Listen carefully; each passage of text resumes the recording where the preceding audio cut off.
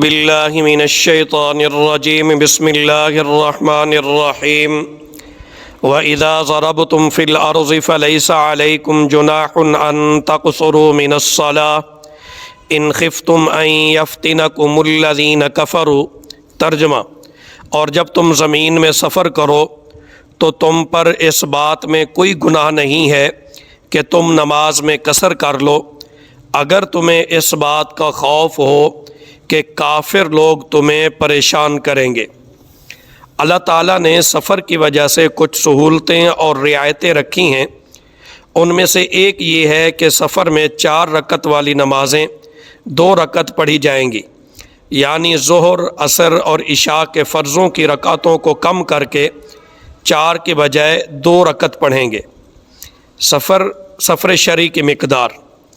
قرآن کریم نے قصر کا اصولی حکم تو دے دیا ہے، لیکن اس بات کی تصریح نہیں فرمائی کہ کتنی مسافت کے سفر میں یہ سہولت حاصل کی جا سکتی ہے، لیکن احادیث اور صحابہ کرام رضی اللہ عنہم اجمعین کے آثار کی روشنی میں فقہاء کرام نے عام طور سے جو سفر کی مسافت مقرر کی ہے وہ تقریباً 48 میل کے قریب ہے۔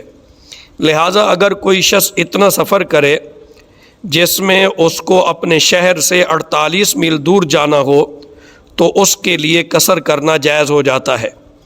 48 میل کی مسافت انگریزی کلومیٹر کے اعتبار سے 77 کلومیٹر بنتی ہے۔ قصر کتنے دن تک کیا جا سکتا ہے؟ فقہ حنفی کی روح سے جب سفر میں کسی جگہ 14 دن یا اس سے کچھ زیادہ مگر 15 دن سے کم رہنے کا ارادہ ہو تو قصر نماز پڑھی جائے گی، لیکن اگر 15 یا اس سے زیادہ دن رہنے کا ارادہ ہو تو ایسی صورت میں پوری نماز پڑھنا لازم ہے۔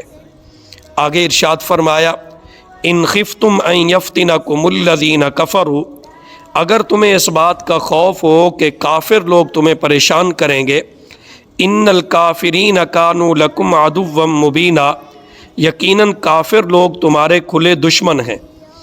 اس سے بظاہر معلوم ہوتا ہے کہ جب دشمن کا خوف ہو تبھی قصر کرنے کی گنجائش ہے، لیکن اصل میں یہ جملہ محض بیان واقعہ کے طور پر ہے، کیونکہ اس زمانہ میں عام طور پر سفر دشمن کے خطرات سے خالی نہ ہوتا تھا، ورنہ تو رسول اللہ صلی اللہ علیہ وسلم کا پوری طرح پرامن سفر میں بھی قصر کرنا ثابت ہے۔ حضرت عبداللہ بن عباس رضی اللہ عنہما بیان کرتے ہیں کہ ہم لوگوں نے رسول اللہ صلی اللہ علیہ وسلم کے ساتھ مکہ اور مدینہ کے درمیان 2 رکعتیں پڑھیں جبکہ ہم امن میں تھے اور کوئی خوف نہ تھا۔ ترمذی شریف حدیث نمبر 547۔ حارثہ بن وہب خزاعی رضی اللہ عنہ بیان کرتے ہیں کہ میں نے نبی اکرم صلی اللہ علیہ وسلم کے ساتھ مینا میں نماز ظہر اور عصر کی 2 رکعتیں ادا کی تھیں، حالانکہ یہاں مسلمانوں کی تعداد بھی بہت زیادہ تھی اور وہ بے حد امن میں تھے۔ مسند احمد جلد 4 صفحہ نمبر 306، بخاری شریف حدیث نمبر 1656، مسلم شریف حدیث نمبر 696، سنن ابی داؤد حدیث نمبر 1965۔